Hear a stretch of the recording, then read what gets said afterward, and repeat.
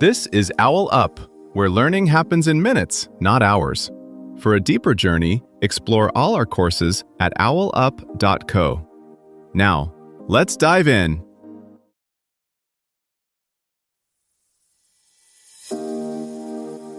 Welcome back to Chapter 2 of The Elements Under the Microscope. In this episode, titled Element Interactions and Planetary Processes, we're going to explore how different elements come together to shape our planet's geology. Get ready to uncover the fascinating ways these interactions drive everything from mountain formation to volcanic eruptions. Let's dive in. Right now, humans pump out over 100 times more carbon dioxide than volcanoes. So here's the puzzle. If our planet is constantly flooded with gases, metals, and dust, why isn't Earth's surface just chaos? In this episode, we'll step inside the quiet systems that keep it all in balance. Start with a handful of elements: carbon, nitrogen, oxygen, sulfur, silicon, iron, phosphorus, and you can reconstruct most of Earth's story. These aren't just ingredients in rocks and air, they're restless travelers, constantly traded between volcanoes, oceans, soils, and living cells. Each exchange tweaks climate, habitability, and even the color of the sky. When silicate rocks crumble, they quietly pull CO2 from the air. When microscopic life captures nitrogen, entire food webs ignite.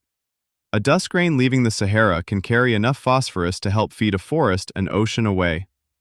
In this episode, we'll follow those journeys: how deep Earth motions lift fresh rock to the surface, how rain and roots break it down, how gases climb to the stratosphere and sometimes tear holes in our ozone shield, and how all these motions co-author a planet that can stay alive. Yet the real twist is how slowly and unevenly these element exchanges run. Carbon can linger in deep ocean waters for centuries, while a nitrogen atom might race from a lightning bolt into a leaf within days. Oxygen levels in the air have swung wildly over Earth's history, sometimes high enough to fuel giant insects, sometimes barely enough for complex life. And these cycles don't respect boundaries. City smog alters mountain snowmelt, fertilizer runoff helps shape coastal dead zones, a single eruption can tint sunsets worldwide, yet barely dent global CO2 compared with our engines. Start with the solid parts of Earth, and the story quickly stops being solid at all. Deep below your feet, silicon, iron, sulfur, and carbon are shuffled in slow motion by plate tectonics. Ocean crust dives, heats, and partially melts. Only some elements escape upward in magmas, while others are locked away for millions of years. That selective recycling is why Earth's surface chemistry today looks nothing like it did early in its history. When plates move, they don't just reshape continents, they redraw chemical trade routes.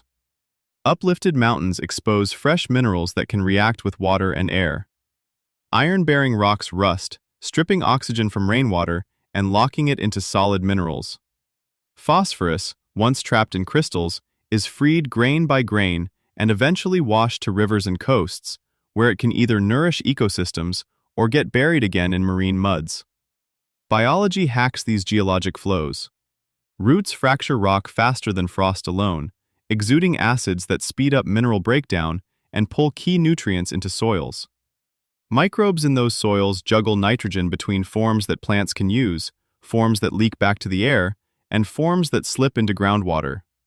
A tiny shift in their activity, say from warming or fertilizer, can amplify into regional changes in crop yields or coastal oxygen levels.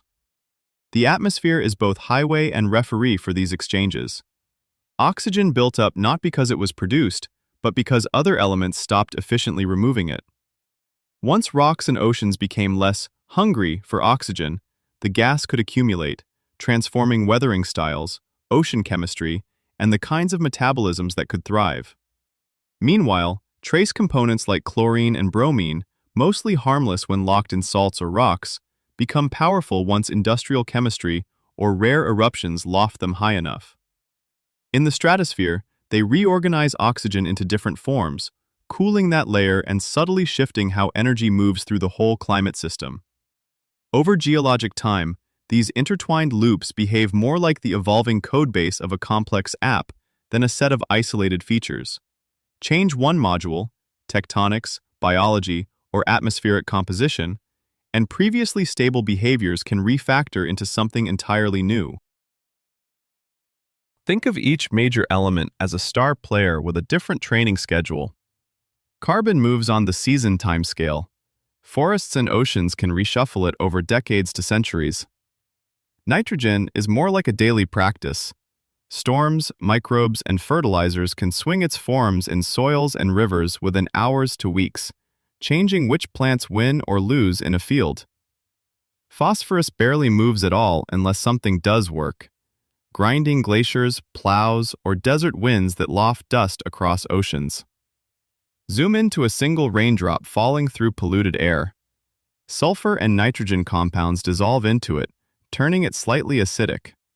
Where that drop lands, on limestone, granite, or a metal rooftop, decides whether it quietly neutralizes, deepens a crack, or corrodes infrastructure.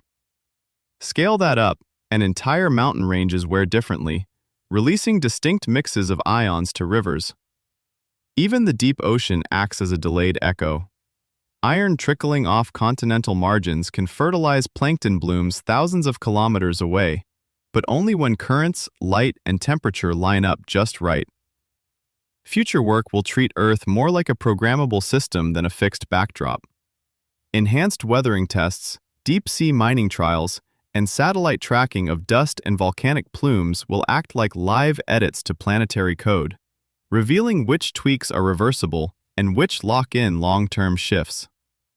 The open question is how much deliberate control we can safely exert before feedbacks outpace our capacity to predict or govern them. In the end, these cycles behave less like background scenery and more like an intricate operating system that never fully shuts down. Tug on phosphorus in a rainforest, and you might nudge nitrogen in distant seas. Your challenge this week: treat every cloud, breeze, and patch of soil as visible code, and ask, what is this line trying to run? This was OwlUp, your daily step forward. To keep learning with structured courses and more insights, go to owlup.co. Until tomorrow!